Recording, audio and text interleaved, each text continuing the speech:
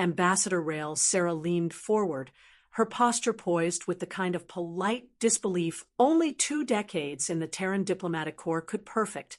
The Parlan envoy, 7 feet of regal, scaled violet mass, shifted on his 3-clawed feet, his throat-mounted translator blinking in nervous staccato.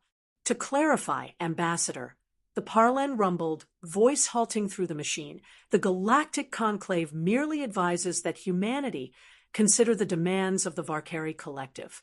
Their blockade of your colony on Eos 3 has already caused significant economic strain. Their threats to... Rail raised a hand, her expression sharpening. "Let me stop you right there," she said. "You're telling me that the Conclave, supposed guardians of galactic peace, want us to bow to hostage-takers holding our people for ransom?" The Parlan envoy's scales shifted hue, an involuntary show of discomfort. "The Varkari prefer the term liberation patriots," he offered gently. Rail blinked once. "And I prefer the term completely unhinged for anyone who thinks kidnapping civilians is a path to freedom. But here we are." To her left, Lieutenant Commander Rian Vox sat in composed silence. The Terran military attaché had advocated against diplomacy from the outset, but protocol bound him to quiet observation. Behind them, Dr. Elira Noen, a xenoanthropologist with a calm voice and a galaxy of patient frustration in her eyes, cleared her throat. "Ambassador," she said, "the Varkari culture is deeply ritualized. Displays of strength are core to their psychology. They see negotiation without prior strength as capitulation." "So," Vox said, leaning forward slightly, "you're saying we should blow up one of their ships to start the conversation?" "No," Elira replied with a dry sigh. "I'm saying they're testing us, waiting to see if humans fold under pressure." The translator at the Parlan envoy's throat blinked faster. "The Conclave strongly advises against military action. The Varkari possess advanced weaponry that could what?" Rail cut in, leaning back in her chair as the synthwood creaked under her weight. "Do more damage than they've already done by taking hostages." The room fell still. "Let me ask you something," she continued, gaze locked on the envoy. "Has any species ever successfully negotiated with the Varkari by giving them what they wanted?" The Parlan said nothing. He didn't need to. Silence was answer enough. "Thought so," Rail said, standing. "Inform the Conclave that Earth will handle this situation, according to our own protocols." The envoy's ridged brows furrowed. "And what protocols would those be?" Vox's grin was pure steel. "We don't negotiate with hostage-takers." Light years away, aboard the TSS Resolute Dawn, Admiral Imara Velasquez studied a holographic display of the EOS 3 system. Her iron-gray eyes moved across the projection. 7 enemy warships, thousands of civilians trapped below, and a neutral conclave broadcasting warnings every 12 minutes. "How many hostages?" she asked the room full of senior officers around the war table. Colonel Yarrick Tanis, head of Terran Special Operations, stepped forward. His face was carved from stone, emotionless, unreadable. 5,342. Civilian population. The Varkari shut down the planetary defense net and occupied the administrative arcology. Their main command ship is holding geostationary orbit. Standard playbook. Velasquez muttered. Lieutenant Ira Dunn, tactical officer. Highlighted points on the holomap. Their flagship is here, directly above the capital. Intelligence places the colonial governor and staff on board. The conclave wants restraint. Communications Officer Lena Kaur added as a new message pinged across her console. They're concerned about escalation. "I bet they are," Velasquez said, tone glacial. "Since when has the conclave gotten its collective tentacles dirty?" Dr. Kaylin Morell, the fleet's xenopsychologist, interjected gently. "Most conclave species evolved as prey animals. Avoiding conflict is instinctual, whereas we evolved chasing prey until it collapsed. Velasquez finished. Yes, doctor, we've all seen your slides. She leaned in toward the display. The Varkari are pack predators. They respect strength. They exploit weakness. She tapped her fingers once, so we show them strength. Colonel Tanis raised an eyebrow. The Wraith Protocol. A ripple of tension passed across the bridge. The Wraith Protocol had never been sanctioned for actual deployment. Too aggressive, too decisive, too human. The Conclave had explicitly banned Earth from developing such tactics, which, of course, meant Earth had developed them in secret. Velasquez nodded. Activate it. Someone exhaled. Another officer crossed herself. We'll need a distraction, said Dunn. Velasquez's eyes sparkled cold. Ambassador Sarah and her team are still talking to the Conclave. Perfect, she said. Let the diplomats keep the bureaucrats busy. By the time they finish debating our use of strong language, we'll already have our people back. But Admiral, Kor cautioned, the Conclave has forbidden military action without full consensus. Velasquez raised an eyebrow. Did Earth surrender its sovereignty when we joined the Conclave? Silence. No, she asked. Good. Then remind me whose citizens are in danger. Ours, Tanis replied. Then we act. How long until your team's ready? 2 hours, Tanis said. Make it 1. I want this resolved before the Conclave finishes their coffee. As the room broke into action, Velasquez took one last look at the starfield above Eos. 3. Someone get me a coffee, she muttered. It's going to be a long night. Admiral Imara Velasquez stood like a carved monolith at the heart of the TSS Resolute Dawn's war bridge, her gaze locked on the glowing hologram of the EOS 3 system. Planets spun slowly across the display, glowing like coals in a dying fire. The Varkari warships pulsed in ominous red, 7 predators orbiting the human colony below like vultures circling a broken beast. Run it again, she ordered. Her voice was low, tempered steel. Around her, officers in dark Navy uniforms moved with tightly restrained urgency. This was not a war room filled with shouting. It was a forge where resolve was hammered in silence. Colonel Yarek Tanis stepped forward, his tactical pad casting cold light across the heavy scars of his face. The Varkari have full orbital control. All defense systems disabled. 5,342 hostages in New Seattle arcology. His words landed with weight, not drama. Lieutenant Ira Dunn tapped the map, highlighting ship positions. 3 cruisers in a defensive net. 2 flanking gunships. Command vessel, the Spear of Vorn, directly above the capital.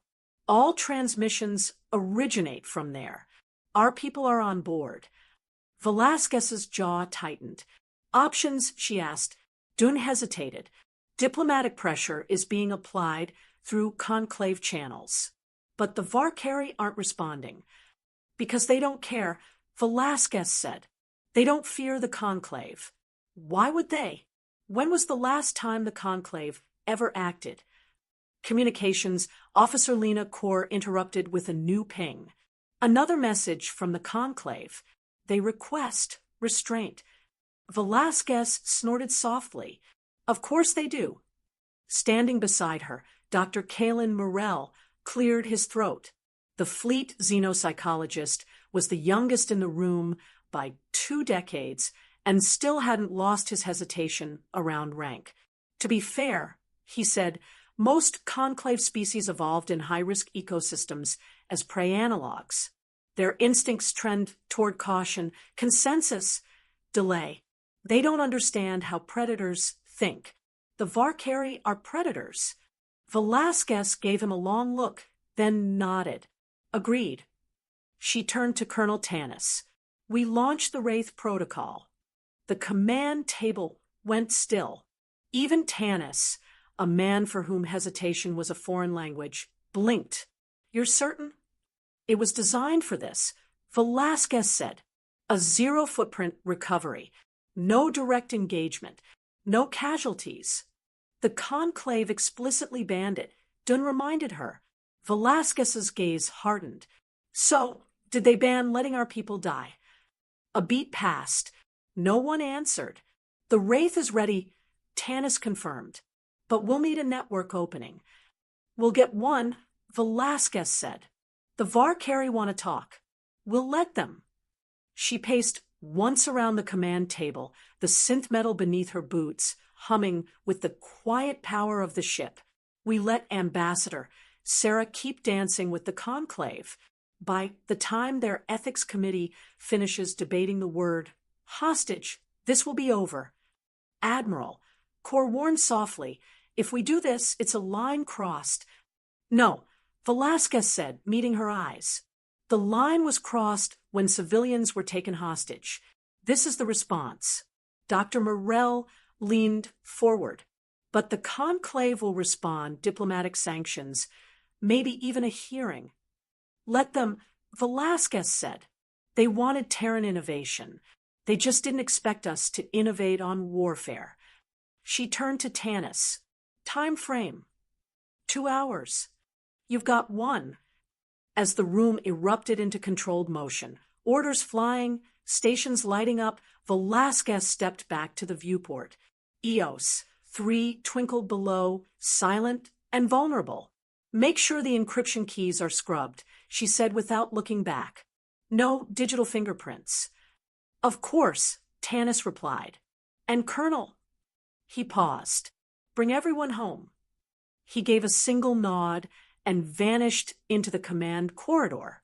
Across the system, deep within the Spear of Vorn, Supreme Commander Graal Threx watched the silence from Earth's military with growing suspicion. They are still stalling, he asked his second-in-command, Subcommander Irix. They've made no offensive move. Their diplomatic ship remains docked at the Conclave station. No transmissions from their fleet in 4 hours. Graal narrowed his amber eyes, the protective nictitating membranes flicking. Their prey. They should be bargaining by now. Begging. I suspect, Irix said slowly, we may be misreading them. A third officer approached, scales pale with unease. Supreme Commander, Communications Relay has received a request. From the colonial governor.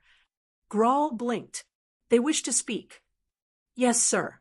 Live. He leaned forward, baring his fangs. Patch it through. The holoscreen activated. Governor Kale. Rin appeared, his face calm. Too calm. Commander Threx, he said with icy clarity. I've been asked to deliver Earth's response. Graal's spines lifted with satisfaction. At last, you see reason. Your surrender terms. Not quite, Rin interrupted. He leaned in slightly. Earth does not negotiate with hostage-takers. The transmission cut. For a heartbeat, there was silence. Then the Spear of Vorn's lights dimmed. Systems across the bridge blinked. Warning chimes shrieked. Holograms shattered into static. What is happening? Graal roared. Unknown intrusion, barked the systems officer. Command protocols failing. And far, far away on the resolute dawn, Admiral Velasquez gave a quiet nod. Phase 1 confirmed. Welcome to the Ghost War. The command deck of the Spear of Vorn was built for intimidation. Black alloy walls lined with skeletal remains of conquered vessels, banners woven from enemy insignias, and a central throne-like command chair formed the backdrop of the Varkari Collective's most feared warship. Supreme Commander Graal Threx paced behind his chair, clawed feet tapping rhythmically against the polished deck plating. A predator's march. Controlled. Impatient. Status of the human diplomatic vessel, he barked. Subcommander Irix checked the console. Still docked at Conclave Station. No communication from them in over 6 hours. Graal's scaled brow furrowed. And their warships? They remain on the edge of the system. Passive. Silent. Grawl hissed, frustration leaking into his voice. They should be groveling, negotiating. We have their kin. He turned toward Draxon, the ship's senior tactical officer, an old Varkari with one horn sheared and a face like cracked stone. They're weak. Their empathy paralyzes them. They won't risk. Commander, Draxon said, eyes narrowing. If I may remind you, the humans have not responded like prey. Grawl spun on him. You doubt our position? No, Draxon replied. But I doubt our assumptions. The humans fought 3 global wars before leaving their own planet. Their species compartmentalizes violence. They appear fragile, but their history suggests otherwise. Before Grawl could respond, the main holoscreen flickered. A transmission. Governor Kale, Rin appeared. The human looked almost amused. Commander Threx, Rin said calmly, I've been instructed to deliver Earth's response. Grawl straightened, lifting his armored shoulders. At last, you will accept our terms of surrender. Not exactly, Rin replied, a smirk forming. He leaned in slightly. Earth does not negotiate with hostage-takers. Then the transmission cut. Silence fell like a dropped blade. Moments later, the lights flickered. Alarms wailed. Screens began to stutter.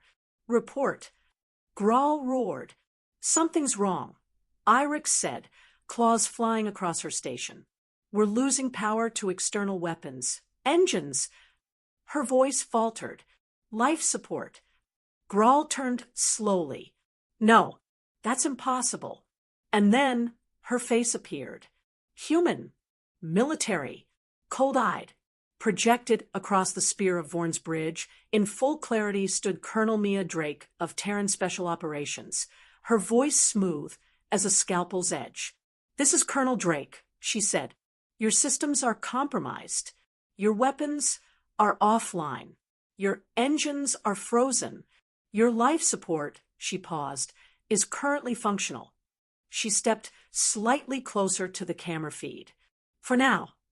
Grawl snarled, his claws twitching. How did you? You connected to our colony's comms grid, she interrupted. That opened a door. You cannot. We did. She tilted her head.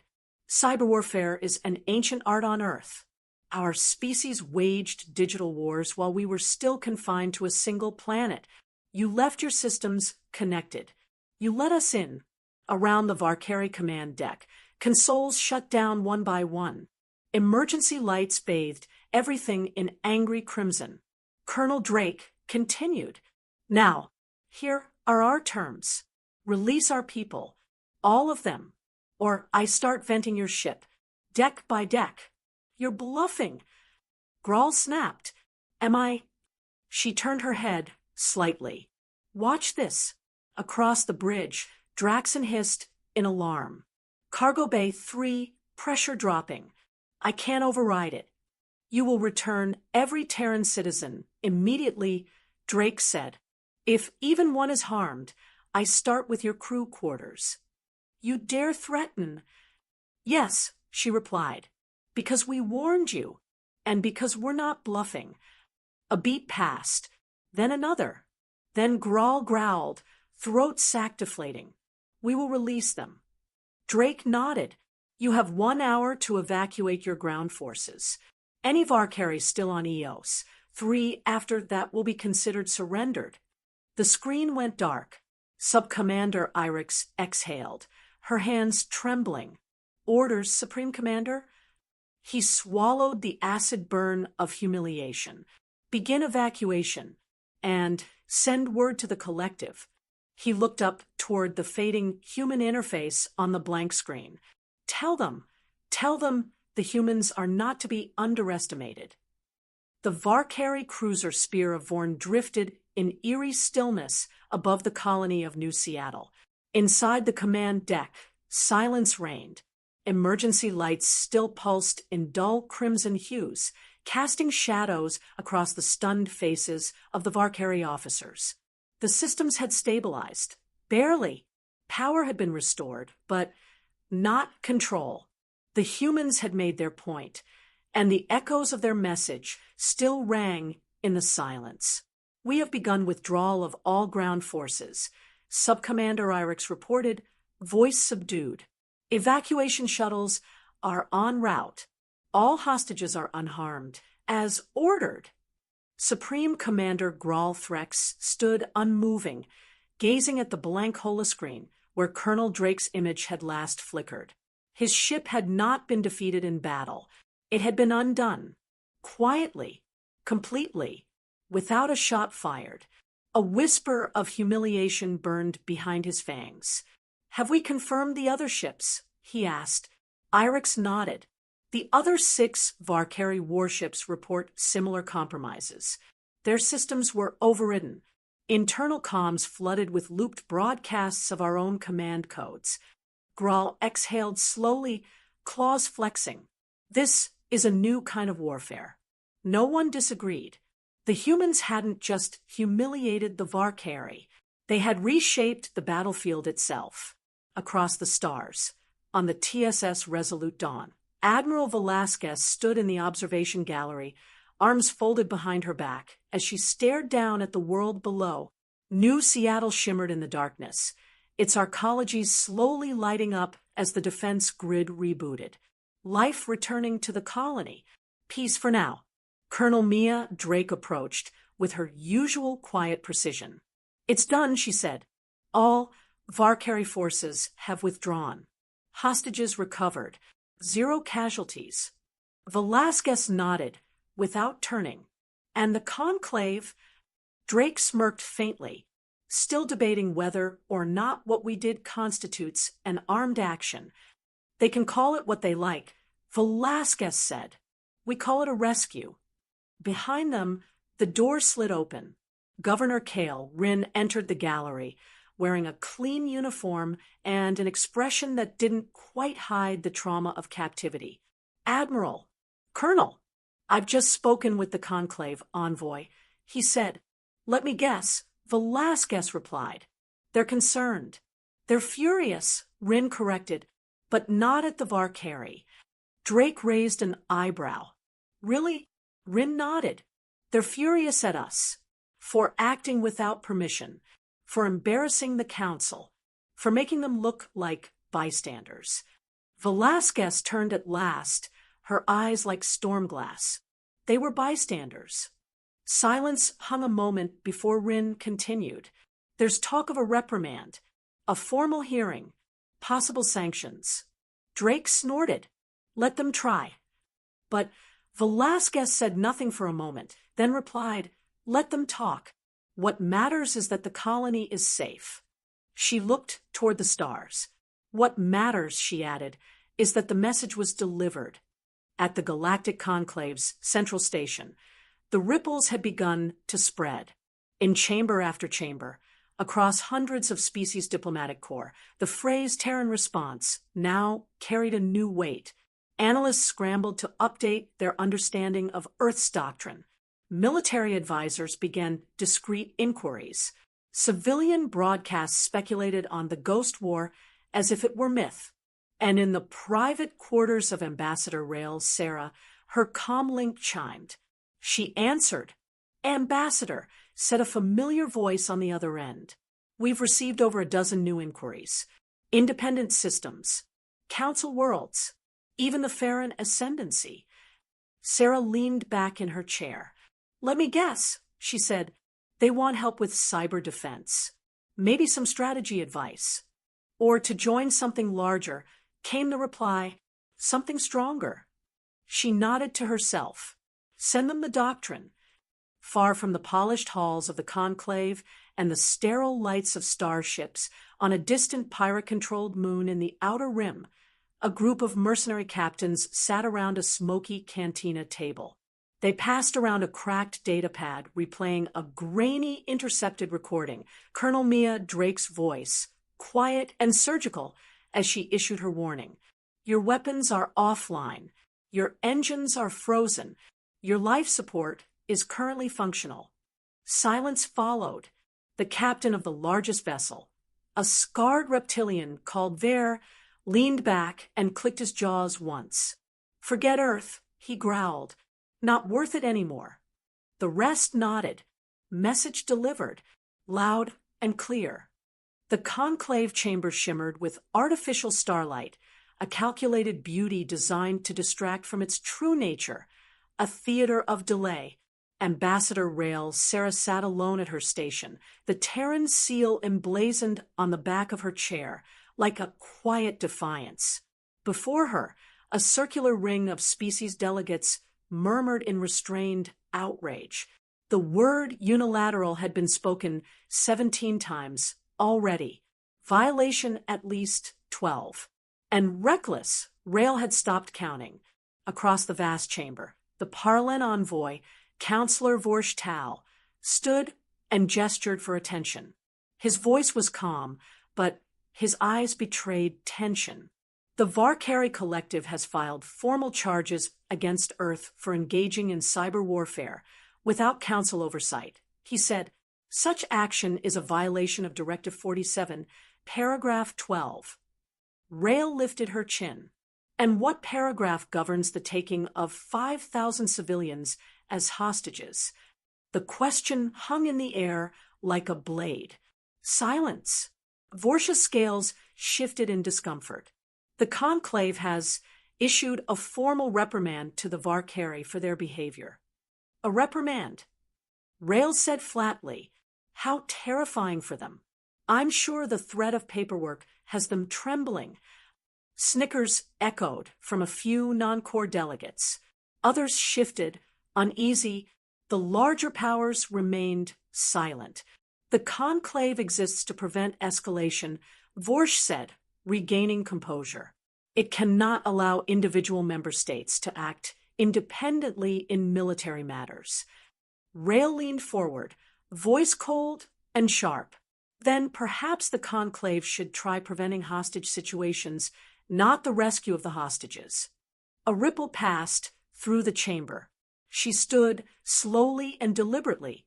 Earth joined this council in good faith, believing it to be a union of civilizations united by justice.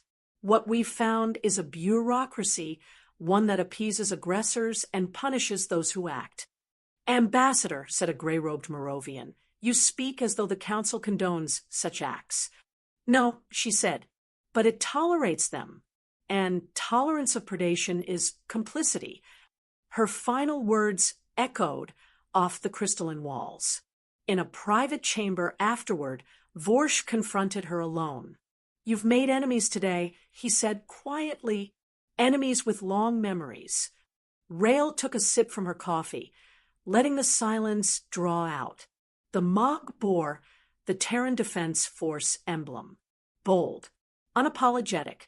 "You mistake me, Counselor," she replied. "We're not here to make friends. We're here to make sure our people are safe. And if the Council imposes sanctions..."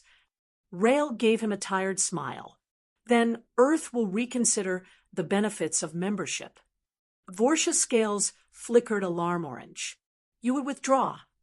"Let's not pretend Earth is friendless," she said. "We've already received overtures from the Farron Ascendancy.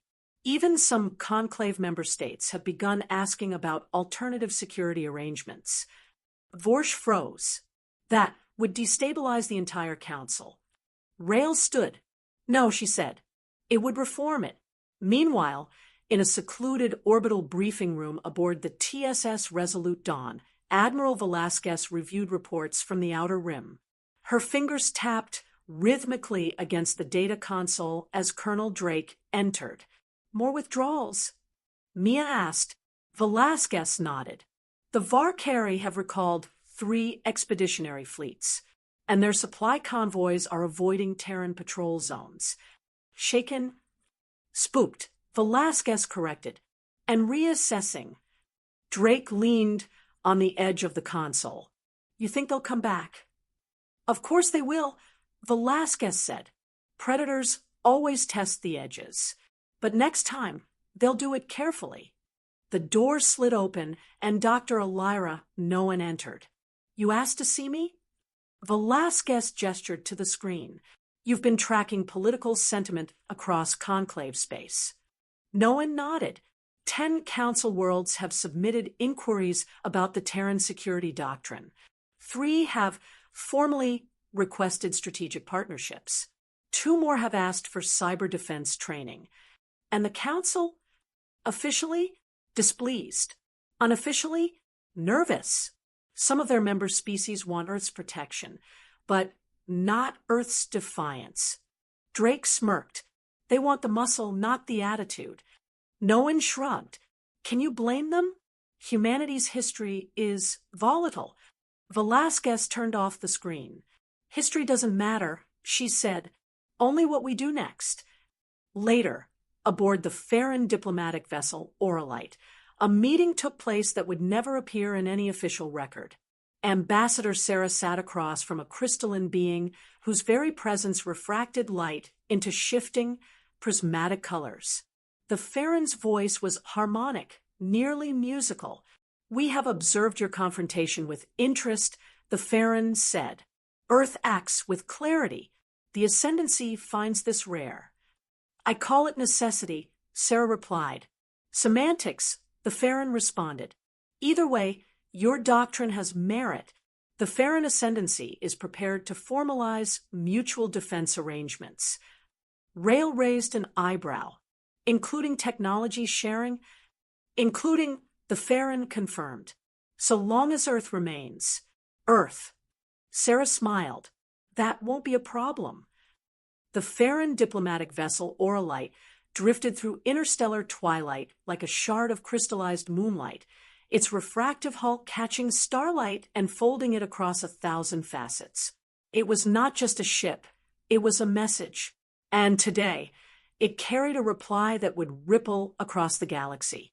Inside its central chamber, a space of silence and shimmering resonance, Ambassador Rail Sarah sat opposite Eleron Kai, the principal speaker of the Farron ascendancy. His form shimmered in fractal layers, like coral woven from living starlight. His presence hummed against the walls. "Your doctrine has caused many to stir," Eleron Kai said, voice soft and layered, resonating across multiple frequencies. Sarah sat straight, hands folded, a stark contrast to her Farron counterpart. "It was never meant to cause ripples," she replied, "only to draw a line." Eleron tilted his head, "And yet the line divides. Only because so many preferred the illusion of unity to the price of actual peace." There was no anger in her words, just truth. The chamber shifted. Farron technology responded to mood and intent. Colors warmed to golden hues, and crystalline nodes along the walls brightened subtly. For 3,000 cycles, Eleron Kai continued. The Farron ascendancy remained silent. We observed the conclave. We documented their patterns. When aggression rose, they urged calm. When hostages were taken, they advised patience. When whole worlds were bled dry, they offered reprimands. He leaned forward, a glimmer passing through his translucent form. Then came Earth. Rail held his gaze. "We did what had to be done. And for that," Eleron said, "you have our respect." He placed a data crystal on the table between them. "This contains the terms of the Farron Accord, a mutual defense pact, full technology sharing, trade, strategic alignment, no oversight from the conclave." Rail reached out, but paused. "There's a cost." "Always." She nodded. "The conclave will see this as a betrayal." "They already view you as dangerous," Eleron replied. "Now, they must choose whether that danger is worth fearing or joining." She took the crystal. "We'll sign it." On Earth, the response was immediate. In New Geneva, the Terran Assembly voted 219-3 to ratify the accord. Across human colonies, the news broke as a surge of pride. Farron tech meant quantum encryption, slipstream calibration, weapons that could fold asteroids like origami. In conclave space, however, the reaction was less harmonious. Some species celebrated. Others panicked. Within days, 3 more independent worlds requested entry into the new alliance. 2 council species issued quiet feelers. One member, the Lakari Dominion, held an emergency session and passed a vote of no confidence in conclave leadership. Ambassador Sarah found herself swarmed with diplomatic envoys. A Harkan from the sand moons of Valis forbrought gifts of solar spices. A crystalline Olin envoy requested joint peacekeeping training. A fractal AI race proposed cultural exchange protocols. Even the conclave's most aloof members were whispering behind closed doors. The humans have built something new, and it works. Admiral Velasquez stood on the command deck of the TSS Resolute Dawn, watching encrypted briefings flow across her console. A knock came at her door. "Enter," she said. Colonel Drake stepped in, holding a data pad. "Official word from the Farron Council. They've begun integrating their defense array with ours. Their systems respond to emotional data, linked through nonverbal empathy recognition networks. It's strange tech, but effective." Drake nodded. "Very." Velasquez turned toward the starfield. "Then we're not alone anymore." A long pause passed before she added, "I wonder if the conclave realizes what this means." Drake crossed her arms. "They will, or they'll fall behind." In the chambers of the Varkari Collective, the Supreme Tribunal convened. The footage of the Spear of Vorn's defeat played on repeat. Silent, damning, Grawl Threx stood in shadow, no longer Supreme Commander. "They did not come with warships," one tribunal member whispered. "They did not fire a shot," said another. And yet, a third hissed, "They took our fleet, our pride, without touching our hulls." Silence. "They call it the Terran Doctrine," said the final voice. And from that silence, fear bloomed. 3 days after the Farron Accord was signed, the Galactic Conclave convened a closed emergency session. The Council Grand Chamber, normally a place of measured deliberation and ritualistic decorum, had taken on the frantic air of a threatened empire. Delegates muttered in hushed clusters, their voices sharp with uncertainty. Some demanded action. Others whispered of resignation. A few simply watched Earth. Ambassador Rael Sarah arrived alone, calm, her black diplomatic uniform crisp against the sea of ornate robes, bioluminescent pelts, and sensor-threaded exosuits. The conclave's high speaker, a Moravian with translucent skin and ceremonial grav ribbons drifting around her head, raised a gnarled appendage. "Ambassador Sarah, you stand before us as the representative of a member world whose recent actions have disrupted centuries of equilibrium." Rael did not flinch. "I stand here as the representative of a people who refused to let their citizens be bartered." Gasps rippled through the chamber. The high speaker blinked, all 4 eyes slowly. "Do you deny that Earth acted unilaterally?" "Not at all," Rael replied. "We acted decisively. There's a difference." Elsewhere, in orbit over the shattered moons of Thongar, Supreme Commander Velasquez oversaw joint training exercises between Farron and Terran fleets. From her bridge, she watched as crystalline Farron cruisers shimmered into position beside Terran dreadnoughts. Their formations wove together like languages finding common syntax. Colonel Drake entered. 3 more independent worlds just signed on. She reported, "Council members are trying to block them. Failing." Velasquez nodded. "Fear spreads faster than trust.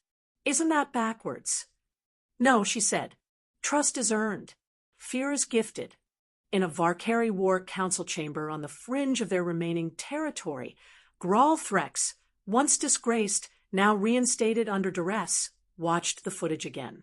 Terran tactics, Farron shield signatures, drone intercept data that ended in inexplicable silence. "They do not fight like we do," said Subcommander Yill, voice low. "No," Grawl agreed. "They fight like they've already imagined every loss." His claws tapped, once, sharply, against the obsidian table, and they turned their predators into partners. The others said nothing. They cannot be broken, Yil whispered. They can, Grawl said, but not through force. He looked up, through respect. Back on Earth, inside a modest command room in New Geneva's defense complex, Governor Kale Rin met with Dr. Elira Noen and a delegation from the Farron Scientific Corps. They're analyzing our behavioral archives. Noen explained. Humanity's conflict history, psychological thresholds, cultural myths of resistance and endurance. Rin raised an eyebrow. And they're fascinated, she said. They say our stories teach predators caution. A Farron ambassador spoke, his voice musical and distant. You do not simply resist. You adapt. You absorb pain, loss, even betrayal, and make it part of your momentum. Rin chuckled dryly. We call that trauma. The Farron shimmered softly. We call it evolution. Inside the conclave chamber, the High Speaker finally posed the question on every delegate's mind. If every world follows Earth's example, what becomes of this council?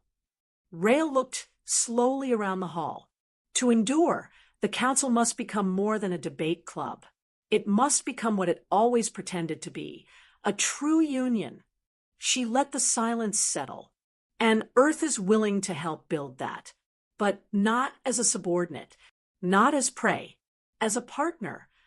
She stepped back, and only with partners who understand the difference between peace and submission.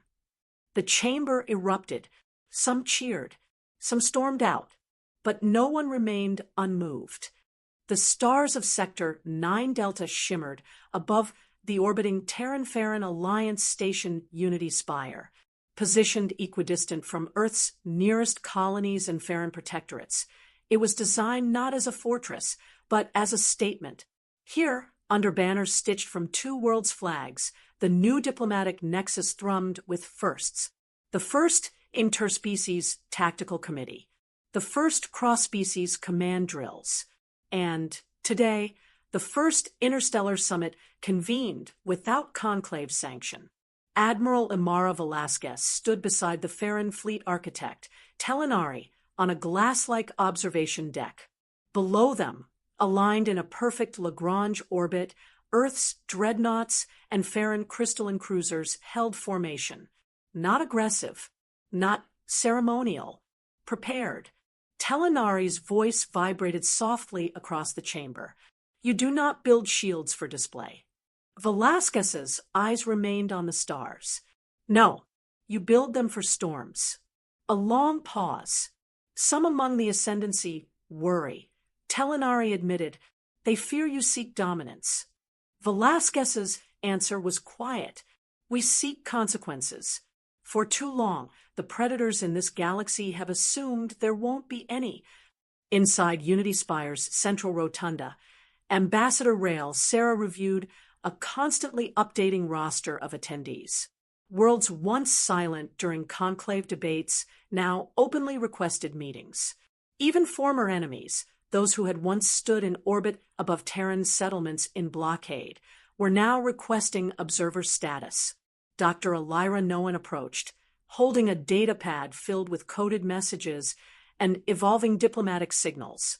They're watching us, she said. Every move, every word.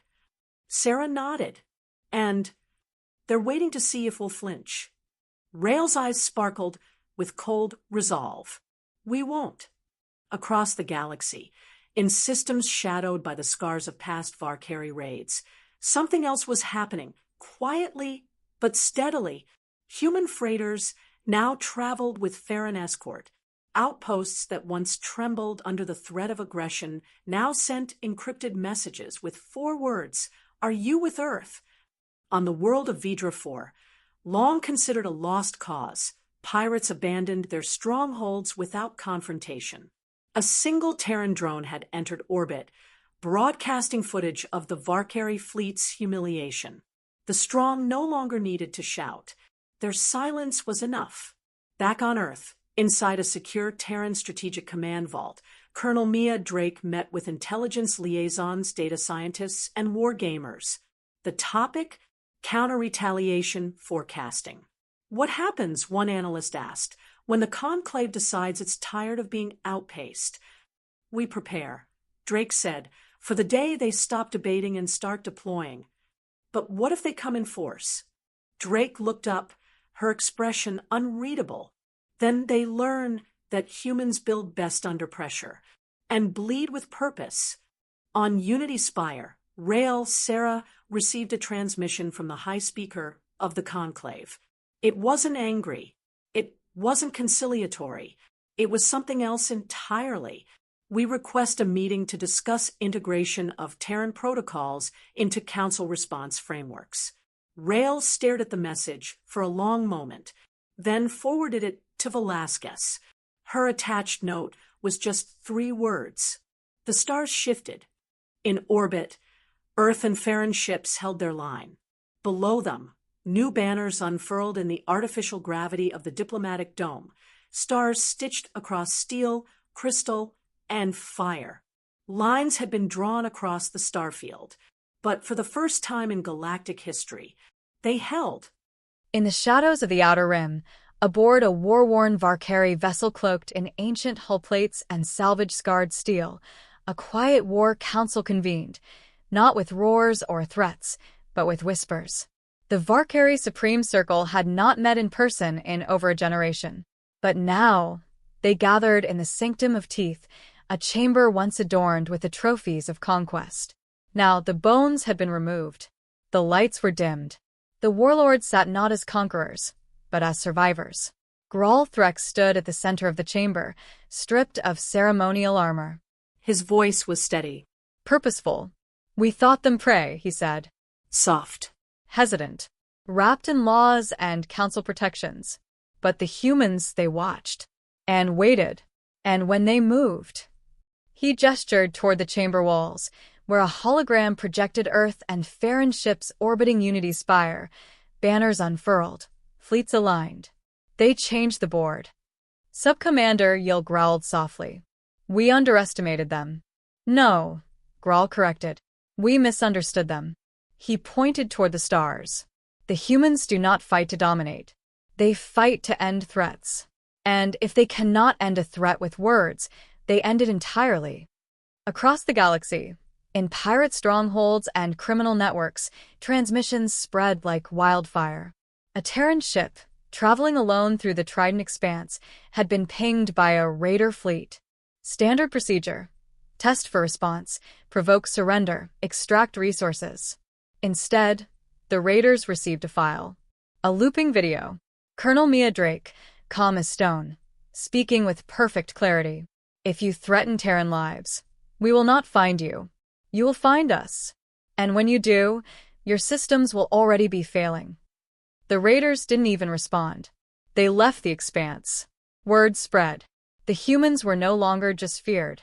They were respected. Inside the Conclave archives, a quiet shift occurred. For the first time, Terran history courses were added to the shared knowledge grid. Their wars, their famines, their civil breakdowns, and their recoveries. Species once horrified by Earth's turbulent past began studying it with a new perspective. Humanity, they realized, was not a civilization that thrived in spite of struggle. It was a civilization forged because of it. Ambassador Rael Sarah sat with a delegation from the Cerati Confederacy, an avian species that had spent decades perched on neutrality. "We've seen the projections," said Chancellor Avix, his feathers twitching. "Your doctrine prevents escalation. But what happens when escalation comes anyway?" Sarah's answer was simple. "Then we escalate faster." On Unity Spire's upper deck, Admiral Velasquez reviewed the latest simulations with Farron Fleet architect Telenari. Dozens of scenarios, raids, invasions, sabotage attempts. All ended in one of 2 ways. Terran retaliation. Terran transformation of the theater into a permanent defense zone. "You do not retreat," Telenari observed. Velasquez shook her head. "No. "We reinforce." Back in the Sanctum of Teeth, Graal Threx addressed the Council one last time. It is no longer about dominance, he said, or territory, or raids. He leaned in. It is about survival. And if the Varkari wish to survive, we must evolve. The oldest warlord, scaled and scarred, gave a long hiss. Then what do we become? Grawl did not hesitate. Something better.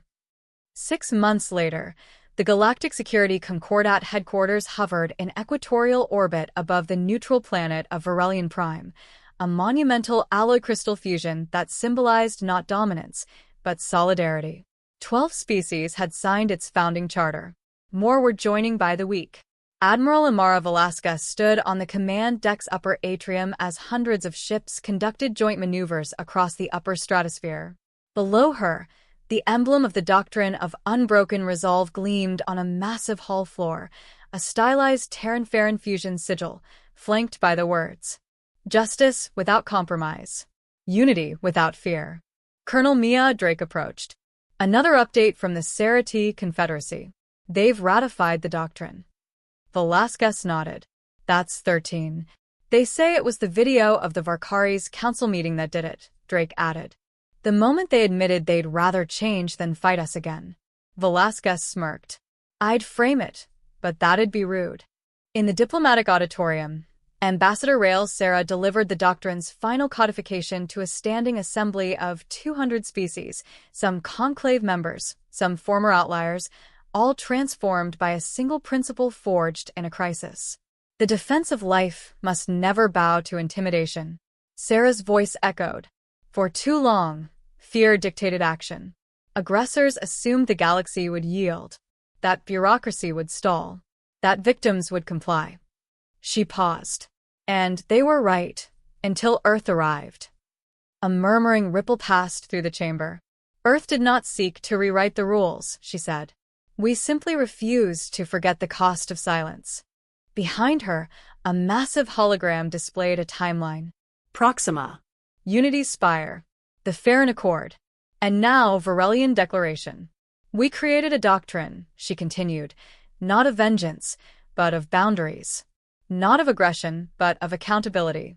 We will not negotiate with those who hold peace hostage. We will not abandon allies for appeasement. She looked slowly around the room. We will defend.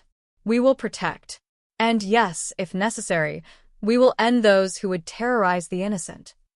No applause. Just quiet. Understanding.